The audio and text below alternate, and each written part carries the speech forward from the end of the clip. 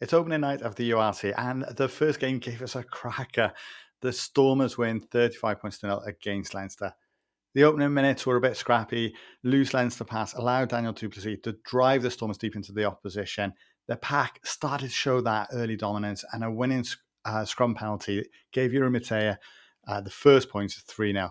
Both sides were struggling a bit for fluency, and when Leinster finally got the phases together, a turnover penalty gave the Stormers a long range shot, but it dropped short, and a few more of those long range misses kind of stopped them from building up the score. But as the half ticked towards the half-hour mark, Leinster looked to vary their attack a bit more, brought in box kick in, grubbers when the phases were stalling. But Prendergast's kick in from his own half was not great, and it sailed out on the full. It gifted Stormers another prime attacking line out. Leinster seemed to be absorbing the pressure and escaped with a penalty, but it was short-lived. Venter pounced at the breakdown for a textbook tackle, earning a penalty, and I'd say this time converts for 6-0. It was a messy, strewn half. Neither side found rhythm, and the Stormers deserved their lead, but with a couple of missed chances, a disallowed try, it looked at this point like they were going to regret not converting their chances and that Leinster would come back. But Leinster began the second half the same way they ended the first. Aggressive at the breakdown, but giving away penalties. And Jack Boyle was pinged early. Mateus stretches the lead 9-0 at 42 minutes. The Stormers then turned to screw.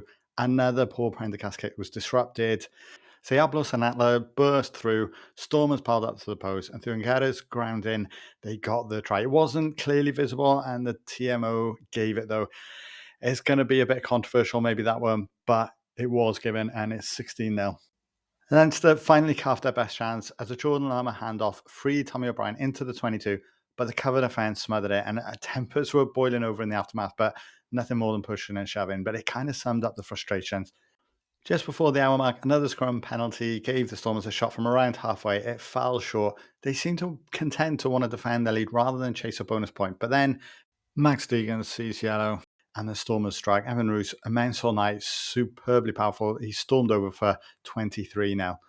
It unravelled quickly for Leinster. A high tackle brought a second yellow card. From the resulting line out, they went over with a simple score, quite similar to the one that was ruled out in the first half, and it was 30-0.